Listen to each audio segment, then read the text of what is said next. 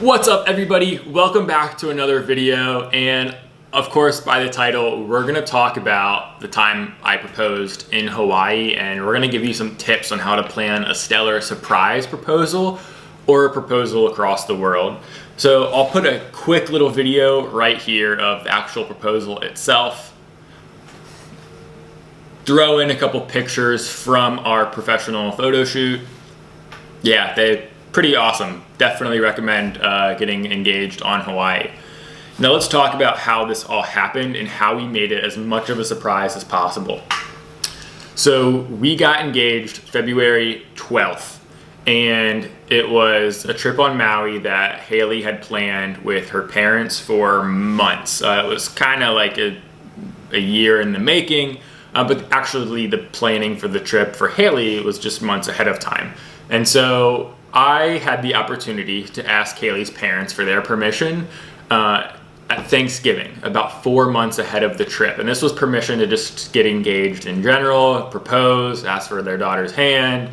And I said, hey, you can totally say no, but it'd be awesome to propose on Hawaii. And they were like, of course, that would be fantastic. And so now the planning had to start. First, the ring. I had the ring and I showed it to them when I asked for their permission to say, hey, I am fully committed to this. Getting the ring, ask if you have mentors in your life, adults that you really trust, if they have, or people that got engaged recently, ask them for a referral. This is a great way to get like a salesperson that you can really trust and somebody that will be more likely to work with you because they've already gotten the benefit of somebody else's business. I did this, found a private jeweler in Tampa, an hour and a half away, who was incredible to work with, David Alexander Jewelers. Shout out to them. Thank you so much. So I had the ring, I got permission, and so next came the planning. There are really two big parts in planning this: the actual travel and the surprise, and then the photo shoot. Everybody's going to want a photo or video of the actual thing. So the travel. Haley's family was down here for Thanksgiving, where we did the permission and all of that stuff. We were going up to see Haley's family for Christmas and the holidays, and that's where the travel planning happened. And we were doing it this way because Haley couldn't know I was coming to Hawaii ahead of time. We wanted that to be a surprise. And so while Haley was working one day, I sat down with her dad and we looked at the flights. And Haley's dad booked her flights through Hawaiian Airlines. They had a direct flight from Orlando to Hawaii. And while he was showing her the flights that he had booked, I had actually coordinated with him to separately book the seats directly next to Haley on the flight there and the flight back. If you're planning a surprise proposal in a faraway destination and you for some reason have the opportunity to go ahead or before, like I did because it was a family thing, they were all going and I was coming along, really think about whether it's worth it for you to travel separately. If you're flying to another continent, flying across an ocean, do you really want to sit alone the whole time? Do you want your significant other to not know you are coming on the whole flight, sit there, have nothing to do? Just fly together. Make it a surprise that you're going on the trip in general. And so that's what we did. Haley had no clue I was coming, but I had the seat next to her, so of course she would figure it out at some point. So let's talk about the photo shoot before we get to the actual week of. Once we knew it was happening on Maui, great, I've got to find a photographer on Maui. I have to find the destination of where the actual proposal is going to happen. But I knew I needed a good photographer, so I very quickly looked up getting proposed on Maui, proposing on Maui, getting engaged on Maui. And what do you know? There's actually a company called Engaged on Maui, and they were fantastic.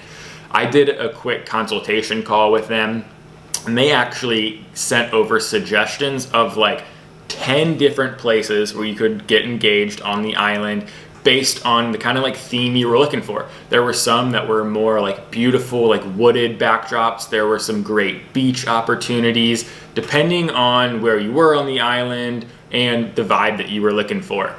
We were on the west side of the island. I knew I wanted a beach rather than like a trail. And so we picked this area called like Ironwoods Beach. It was right in that area. And so I had no clue how it was actually going to happen. Like, how were we going to get Haley's whole family to this area, get Haley to this area all dressed up? And that was another reason why I loved working with this company, was they had so many ideas of how we could get it done. And we ended up on a family photo shoot was the plan for it.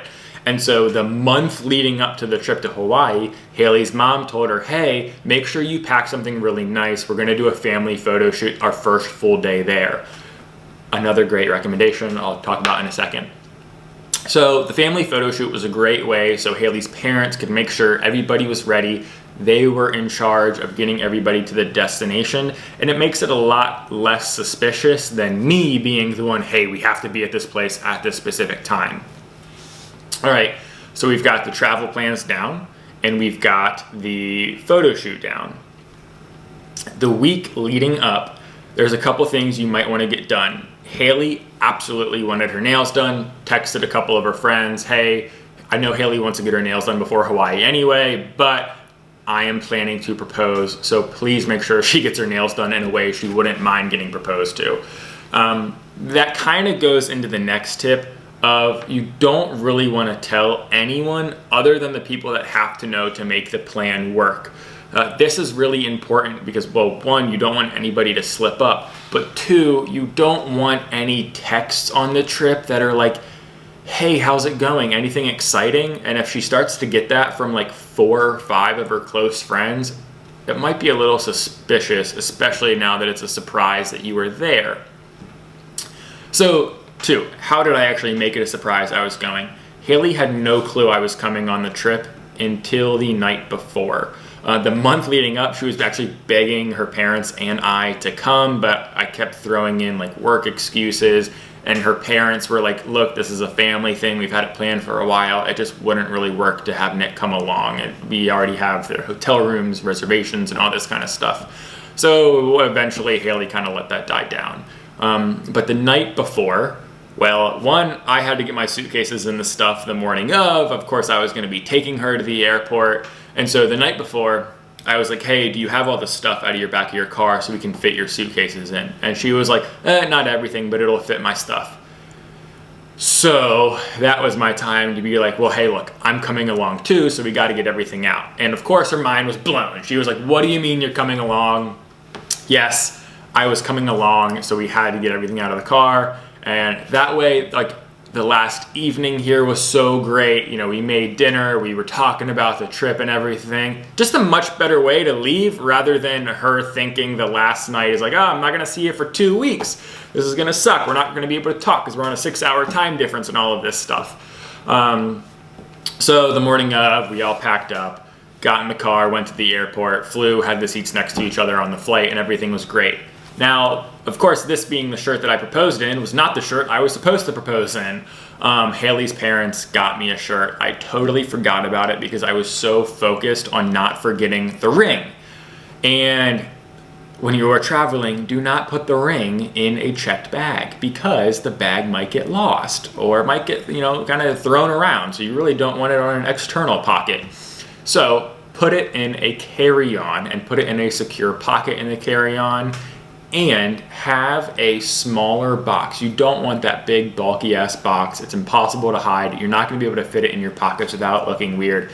Ask your jeweler if they have a pocket box, which might be like 1/2 inch thick, just 1 inch or 2 long, fits the ring. They're never gonna know you have it.